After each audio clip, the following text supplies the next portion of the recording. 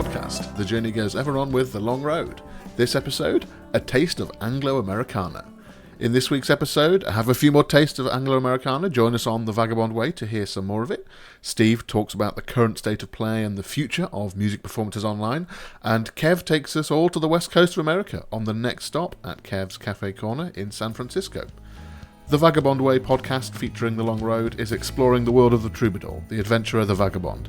The world isn't beige, it isn't processed, it's authentic, it's rich, and it's real.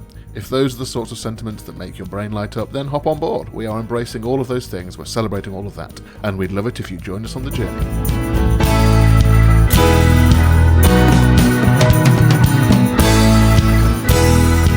Greetings, I am Chris the Bish Leiden. Thanks for joining me, Steve Bonham, the Vagabond Philosopher, and Kev the Big Man Moore for another episode. Big thanks to everyone who joined Steve on Facebook last night for another live music gig. We're still on lockdown. This is the only outlet that we can really use for live stuff right now. It's always nice to have supporters from literally around the world, clapping virtually along, so thank you everybody. If any of you missed it and you want to catch up, the live video is there on the Facebook page. Just search for The Vagabond Way or Steve Bonham and The Long Road on Facebook and you should find it. About an hour, just under an hour or so of entertainment, something to take you, someplace else for a bit. Some music, some chats, some jokes, usual stuff. You'll start to see this term Anglo-Americana popping up more and more, hopefully. We've been using it for the last few years ourselves. We even called one of our EPs from a few years ago Anglo-Americana itself. We think there's a growing trend toward this sort of music. This music influenced heavily by American music, but grown over here in the UK. It's not quite country, but it's not English folk music. It's not blues, it's not jazz, it's not rock, but it's got certainly influences from all of those. As I talk about in the intro to the podcast each week. Anglo-Americana sort of embodies some of those traits, the rich, real, gritty, the stories of common folk. Any genre label will either be too wide-ranging to be, useful, really, or too darn specific to be known about by anybody except those who are already in the know. But hopefully with this term, Anglo-Americana, we're able to sort of mostly reach a balance. It's a melting pot, it's a gumbo, a stew, it's a blend of influences and other genres and ideas. So it's always a slight pain when we're uploading tracks to iTunes. And it gives you this predetermined list of genres to choose from, and you have to try to pigeonhole your stuff. I can't remember the whole list now; it's about 20 or 30 of them. But I seem to remember that even country, just as a genre, isn't on the list. Or maybe it's not. Maybe it's folk that's not on there. Maybe that's right. We'd often end up picking, singer-songwriter as a kind of.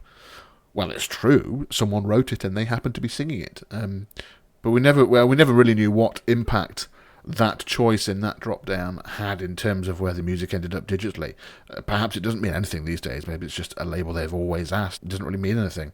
It's not like HMV used to be, where you'd have the racks of CDs or whatever organised by genre and then alphabetically by band name. I don't think people often go to iTunes to look at a genre of music, do they? I don't even know where it is in iTunes. Maybe people do. If you do, you'll find our music all over the place over the years. I don't think we've put the same genre choice for that drop down on any of the releases we've ever put up. I think it's always been something different every time. You'll be surprised to learn, perhaps, that Anglo-Americana isn't on any of those lists yet. It's not on the search drop down in iTunes. Not yet anyway. But if you're listening to this podcast, the chances are Anglo-Americana music is some of the sort of music that you're into. So, search it out. Help those artists in this genre make some more noise. If you use Spotify, check out the Anglo-Americana playlist that Steve Bonham is curating. Find some new stuff in this Anglo-Americana world that might be up your alley. In these strange times, it's useful to remember that music is one of those vital threads of life. It can take you to different places, different locales, different storylines, different emotional planes. Take a moment now and then. Embrace it. Enjoy it. Pass it on. On to other things. A reminder, our song from the end of last year, Wrapped Up in You, it's up for a UK Country Music Award 2020, presented by ukcountryradio.com. We need you to vote for Wrapped Up in You. So please go to ukcountrymusicawards.com/song to vote for, Wrapped Up in You. It's in the list under Steve Bonham. The voting ends at the end of June, so you've got a couple of weeks left now. And don't forget, too, that you can help shape our journey on the Vagabond Way by supporting us on Patreon. If you like what we do, the stuff that we make, head over to patreon.com/thevagabondway to find out how you can help.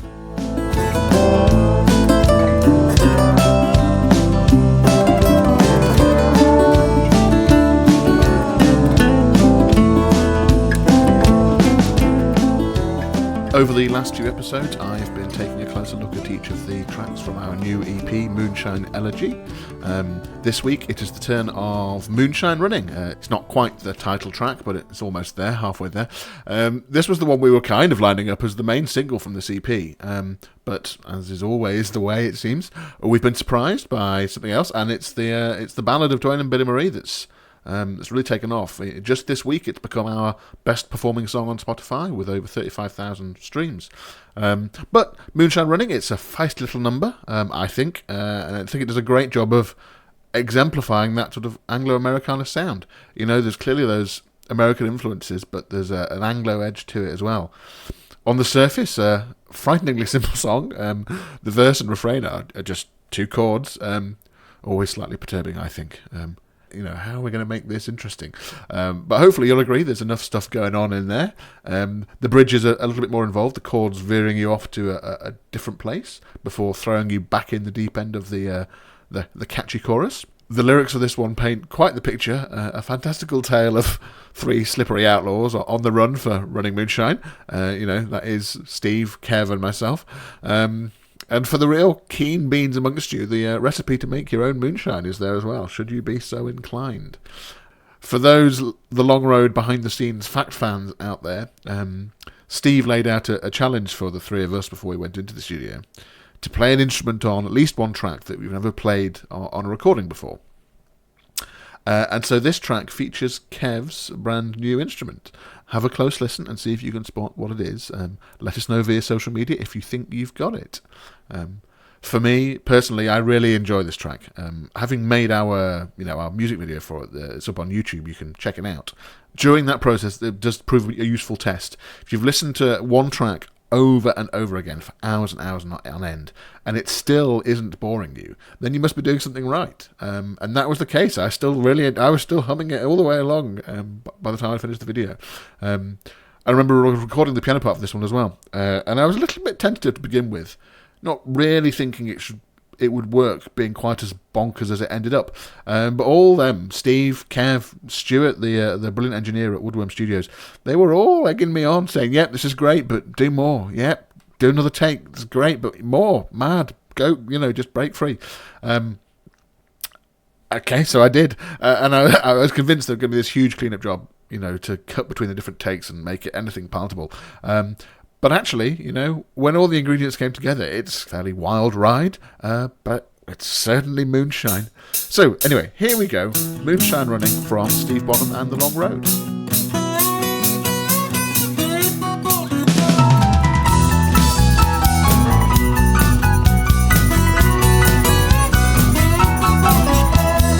Way up in the backwoods where the pines they stoop so low, there's ghosts there in the shadows, moving mighty slow. In the gate by Tom Dooley grave, a mobile waste to drive. Someone took the motor out, put a Cadillac inside, singing moonshine, moonshine, take a little drop. Take a jug of whiskey, you will find that you can stop. Moonshine, moonshine, take a little drop. Take a jug of whiskey, you will find that you can stop.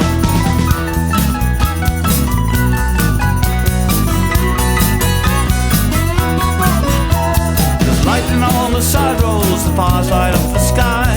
All the corns are burning, you can't help to wonder why. Someone's been a snitching, someone told the law. Sneaky Jim, what do you think of him, creeping out the door? Moonshine, moonshine, take a little drop. Take a jug of whiskey, you will find that you can stop. Moonshine, moonshine, take a little drop. Take a jug of whiskey, you will find that you can stop. Way down Thunder Road, burning up the sky with another load. You know we're running shy.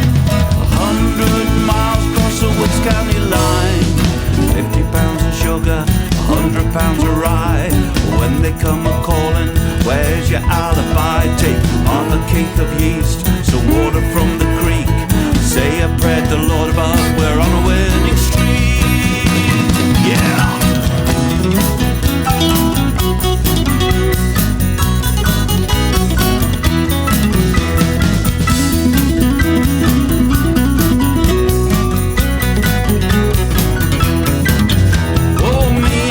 Bishop and Big Kev on the bass. Heard that the revenue had got us on their case. So we got them drinking some good old apple pie. The sheriff found them singing, you gotta live before you die. Moonshine, moonshine, take a little drop. Take a jug of whiskey, you will find that you can stop. Moonshine, moonshine, take a little drop. Take a jug of whiskey, you will find that you can stop. Way down further road, burning up the night with another load. You know we're running shine, 100 miles across the Wicks County line. 50 pounds of sugar, 100 pounds of rye. When they come a-calling, where's your alibi? Take half a cake of yeast, some water from the creek. Say a prayer to the Lord above, we're on a winning streak. Moonshine, moonshine, take a little drop. Take a jug of whiskey, you will find that you can stop. Moonshine, moonshine, take a little drop. Take a jug of whiskey, you will find that you can stop. Moonshine, moonshine, take a little drop. Take a jug of whiskey, you will find that you can stop. Moonshine, moonshine, take a little drop. Take a jug of whiskey, you will find that you can stop. Moonshine, moonshine, take a little drop. Take a jug of whiskey, you will find that you can stop.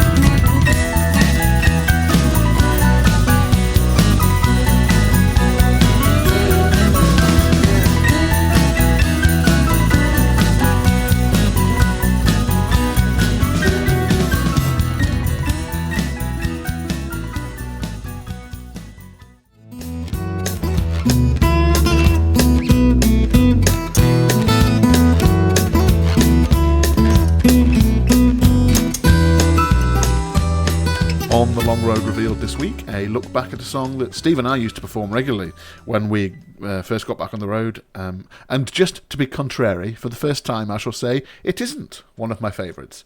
Even though it is a good song, and I've always enjoyed playing it live. It's been several years since we last performed it. But I think if your favourites list just does keep on getting infinitely longer, the notion becomes a bit meaningless, doesn't it? But then, perhaps you don't need to worry about having favourites, Bish. Just enjoy what you enjoy when you enjoy it. Wise words, Bish, wise words. Even though this song was born out of the early days of Steve's revival into the musical world, back when that label folk was the main descriptor people would use, I definitely think this song that's coming up, it's called Take the First Step. I think it fits really well into the world of The Long Road now. Fits into that Anglo-Americana vibe. It's got some lovely turns of phrase in the lyrics, great bluesy chords, chucks along at a great old pace, even more so when we did it live. And again, fact fans, this is another song from those early days when Kev was playing bass on this session, back when we were recording these songs in Ireland, and Kev flew over from Spain to join us. And you know what, this song, it always drew the audiences in. And that's one of the things that Steve goes on to talk about in just a second before we play the song. The relationship between audience and performers is vital. And as Steve goes on to say, perhaps that relationship just isn't replicable in a live stream environment over the internet. You know, being in two different rooms, you may not be able to get that same interaction, that same level of rapport in a relationship. Okay, so just to play up the theatrics of the podcast for a moment, I shall hand over to Steve in a theatrical fashion. And during Steve's bit, when Steve refers to you in this segment, he's referring to me, the Bish, as these segments are normally sent as little missives to me. So here comes the theatrical bit. So, good morning, Steve. How are you feeling today? Feeling a bit groggy this morning. I woke in the night to the distinct impression I was being rather molested. And I couldn't work out what was going on, and then I discovered that I'd actually was sleeping on top of a microphone.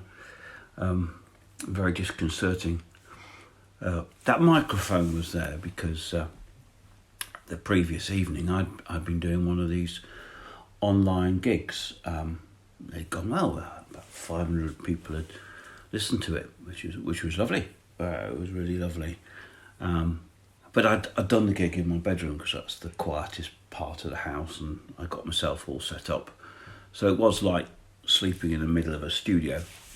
Anyway, it got me thinking about these online gigs. Everyone's doing it, you know. It's a great leveler. It's a great leveler.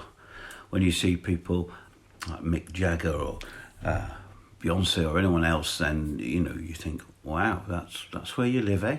And it all looks as chaotic. Whoever's doing it, whether they're the biggest act on the planet or the guy down the road, we all look incredibly unprepared and confused by the process, and it's impossible to wrap it up in smart technology. It's a bit like, you know, when the curtain goes back on the Wizard of Oz and he turns out to be this grumpy old man. Still, I suppose it gave us an insight into other people's worlds. Who'd have thought that Mick would have kept a stuffed walrus in his downstairs toilet? Or Beyonce had an inflatable sofa. Well, there you go. I guess the doomsayers are all saying, oh, this is the end of live performance, all the venues are going to close, and we'll all be online from here on in, and this is the brave new world. In one sense, it's not really the virus and the lockdown that's sort of led to that feeling. It's been going on for some time now. Live venues have struggled, and there are many, many different reasons for that. Lots of demands on people's time. I actually think the open mic culture, seemingly democratic, but it actually basically means a venue gets free music. And that music too often is some old guy or some young guy bringing along his long-suffering girlfriend and his joshing mates to listen to him play Wonderwall, usually the wrong chords. So that might be it then, I guess. No more live venues. So I better invest in some new pyjamas and slippers and get these old curtains changed. But I think not. It'll come back somehow.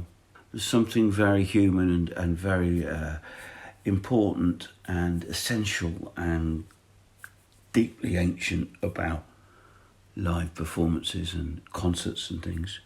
I mean, musicians, for a start, just have to play live. The relationship between them and an audience, the immediacy of it, is something special. We're going to force that to happen somehow.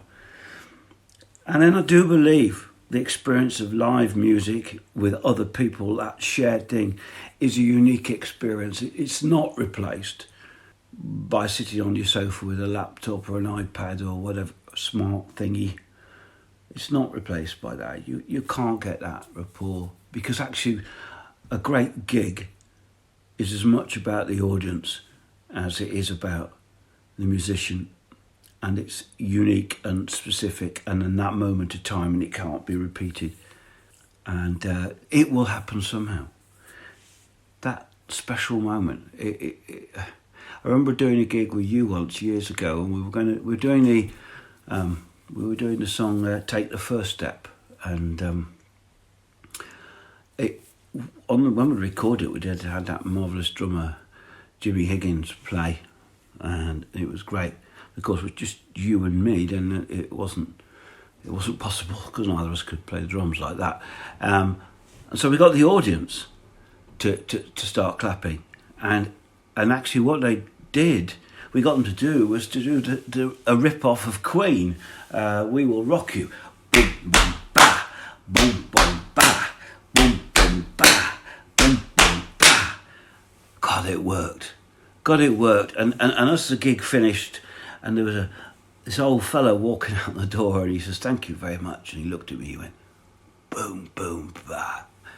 Magic. Irrepeatable. Yeah, not repeatable. Whatever. There you go. Why don't we listen to it?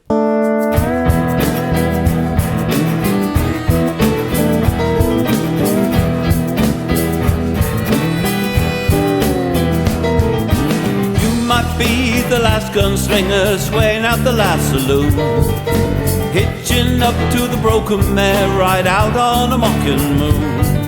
Sleep alone in the chaparral neath the rolling desert storm. As the coyote house say a prayer, you'll greet another dawn. Gotta take the first step toward the rattling of the train. The first step as the jailer calls again. The first step when the circus comes to town. The first step as the ship goes down. You might be a broken man, you might be a bomb, you might take the long way home, so many miles to run. Gotta take the first step, it's the singing of your heart. The first step for the winds to start. You might live in the trader's shack, dealing in the hopes of fools. You might be the restless kind who never got to school. You might be the quiet one whose dreams did make you scared. To shoot down the dog who broke your heart when he caught you unawares. Gotta take the first step toward the rattling of the train. The first step for the jailer calls again. The first step when the circus comes to town. The first step as the ship goes down. You might be a broken man, you might be a bomb, you might take the long road home, so many miles to run. Gotta take the first step, it's the singing of your heart. The first step for the winds to start.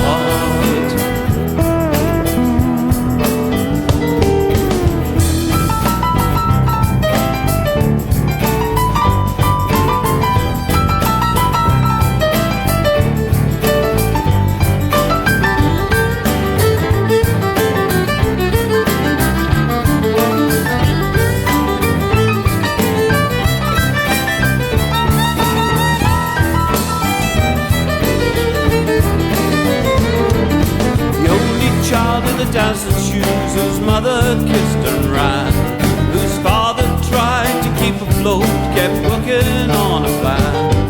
In the tincture of the cactus root, some juniper and pine, his eyes were like a circling hawk, seeking what it would find. You gotta take the first step toward the rattle of the train. The first step as the jailer calls again. The first step when the circus comes to town. The first step as the ship goes down.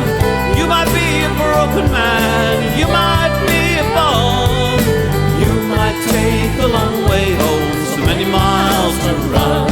Gotta take the first step, it's the singing of your heart. The first step for the winds to start.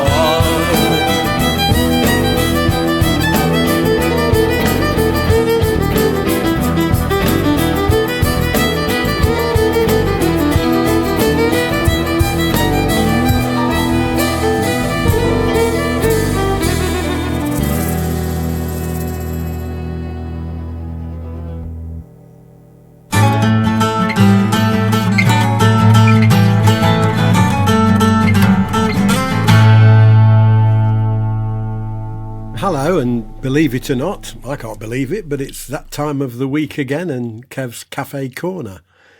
So today, dear listeners, I think I'm going to whisk you away to San Francisco in the year of 1998 when I was touring the States with the punk band The Gonads, featuring the inimitable Gary Bushell on vocals. And we toured the East Coast first and worked our way up and down there, going up as far as Maine, I think, and playing CBGBs in New York and all points in between. Then we flew over to the West Coast to play Long Beach, San Francisco, etc. I think we were at the Cocodre Club in San Francisco near the Pointy Skyscraper, if you know that one, which is immortalised on the cover of the Doobie Brothers album, Living on the Fault Line. But I digress. As I was out in San Francisco, we had several days to explore the place, and such an incredible city it is. Probably one of my favourite cities on the planet, despite the dangers of earthquakes. It's a truly fantastic place. And I went to the Chinese Quarter there and had some great meals in the Chinese Quarter. an incredible music shop there, Amoeba Records, which is basically like a giant Asda, but it only sells records, and you go around with a big shopping trolley. It was deadly for me. I came back with suitcases full of albums. But on this one occasion, we were out in the evening. I think it might have been after a show, but I don't think so. Anyway, it was an evening in San Francisco. And I wandered off on my own because I was getting a bit bored. And I wandered into this particular area, which I came to learn much later was called the Mission District, which back in 98 probably wasn't the best place for somebody like me to wander about. And I found this small sort of cafe pizzeria place on the edge of a street and just chilled out, got a coffee and a slice of pizza, well, a few slices of pizza actually, and sat at a table just on the sidewalk there. And this homeless woman came sort of wandering by and engaged me in conversation, quite an old lady. And I shared my pizza with her. She was an absolutely fascinating woman. And at first glance, you would have probably, if you'd had a cold heart, probably just walked on by, you know. She really looked like she was, well, had nothing, and in fact probably had very, very little indeed. But as she began to speak, her personality and humanity shone through. And I spent a good hour just talking about anything and everything and nothing to her and sharing my food with her. And I wandered back, said my goodbyes, wandered back, and eventually found the guys who were having absolute kittens. Where have you been? Mission District, going absolutely crazy that I'd done such a crazy thing. But it was one of the most rewarding detours of that tour for me, to spend time with somebody on the other side of the divide, somebody who had nothing, and communicate on the same level and share a simple meal together.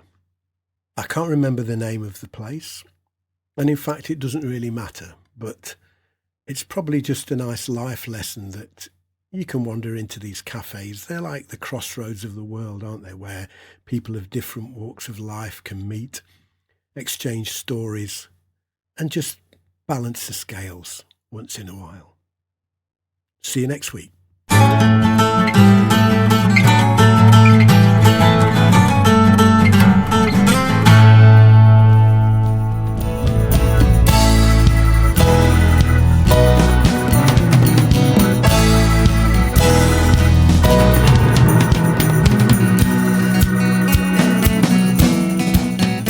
Some gentle Bishop's Daily Bread updates this week. As promised, some rather delicious English muffins have made their way through my kitchen this week. I was pleasantly surprised with how well they went. I do remember many years ago tried to make crumpets from scratch, and for some reason in my head crumpets and muffins are just so closely associated, perhaps just because they're next to each other in the supermarket, I don't know. Anyway, that attempt to make crumpets, it didn't go well as far as I recall. Can't remember why, but it just didn't go well.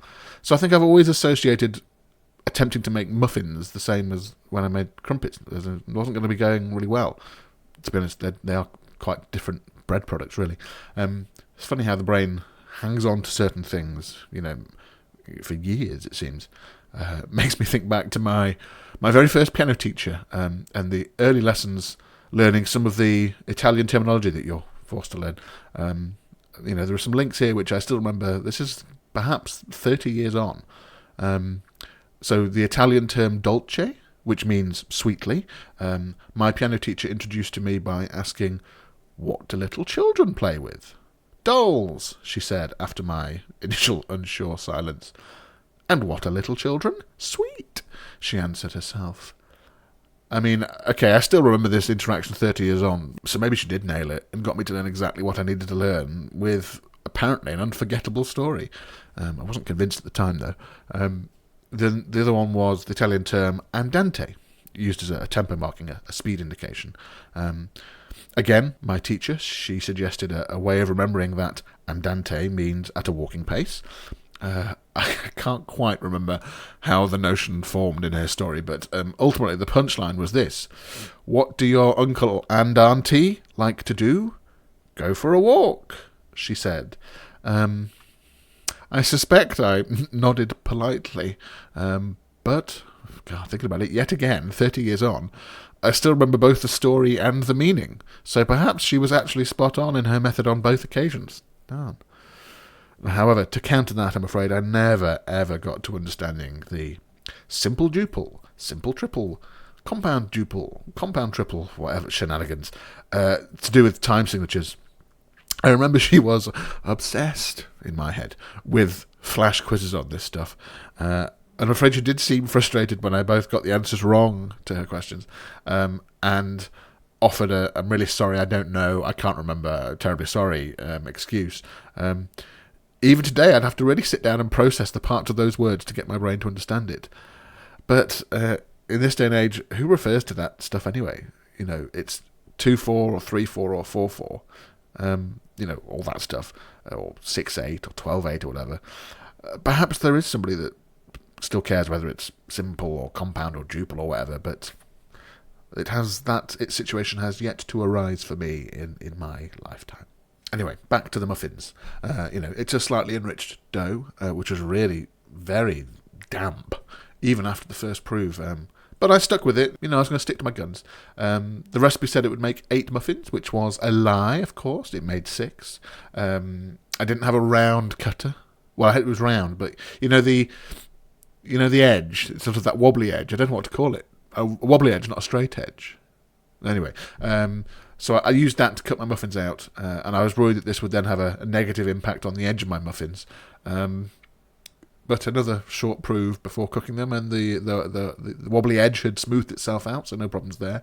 The dusting of semolina, that's boring though. Days later, finding little clumps of semolina hiding throughout the kitchen. Now, these muffins, they're not baked in the oven, they're cooked on a hot plate, or in my case, a fairly hefty frying pan, dry. 6 minutes on each side or so until golden brown. When you do the first side, the top rises up into a dome, and you think you've tanked it, ruined it, boom, throw them away. But once you flip them, the dome gets flattened, and you end up with muffins exactly as you'd expect, actually. Leave them to cool, split, toast, slather with, yes, say it with me, slather with butter, and boom, delicious homemade English muffins. A delight with a poached egg, some ham, hollandaise sauce, which I'm sure I've mentioned on here before. It's far too terrifyingly easy to make. Just an excuse for more butter, really. English muffins, a hit, a palpable hit. I also did another quick batch of fruited tea cakes, to try to get the shape a little bit better, to sort out the fruit content. I actually did up the spicing a fraction as well. The shape was closer, but still not perfect. I didn't bother with the egg glaze this time. It was totally fine without it. I think I need to be bolder with the shape before they have their second proof, though. They need to be flatter at that stage. So when they rise a bit, and then when they rise when they're baked, it's the spot-on shape. Now, the bloody fruit. I need to seek some advice on how better to incorporate this. The recipe says to knead it in after the first prove. But what I find is so much of the fruit ends up on the outside of the buns, the finished tea cakes, and they either fall out during baking, or they balloon up and turn crispy black and a little bit bitter, and then fall off after baking. They're all on the outside. Perhaps the fruit can go in earlier, can go in with all the ingredients at the start, or perhaps maybe partway through that first knead before the first prove. Perhaps I shall experiment, and I'll get back to you.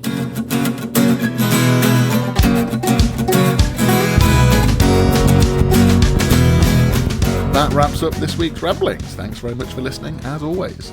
Remember to subscribe to this podcast. We're on Apple Podcasts, SoundCloud, Spotify. The next episode will be out next week, Friday the 12th of June 2020. Let us know what you think. Find The Vagabond Way or Steve Bonham on the Long Road on Facebook. That is our main social media channel. Check out our YouTube page, youtube.com/The Vagabond Way. Remember, if you use Spotify, please follow us on Spotify. It really does help with the algorithms. We're on Patreon at patreon.com/The Vagabond Way.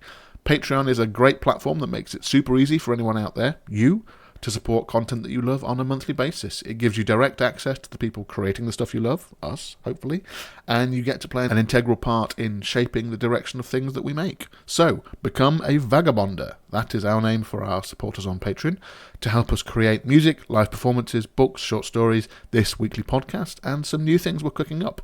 As a Vagabonder, you can get the recordings and books we make for free, receive exclusive Patreon-only merchandise in the post, get regular behind-the-scenes updates from us, unlock access to exclusive livestream performances and Q&As, and lots more. You can help us create something different, something that entertains, and something that inspires others. So, join us on the journey and release the vagabond within. Patreon.com/thevagabondway. Thank you once again, brave adventurers, vagabonds and explorers, for joining us on the Vagabond Way. Remember, the world isn't beige, it's authentic, it's rich and it's real. Embrace every last bit of it. Until next time, the journey goes ever on with the long road. Bye for now.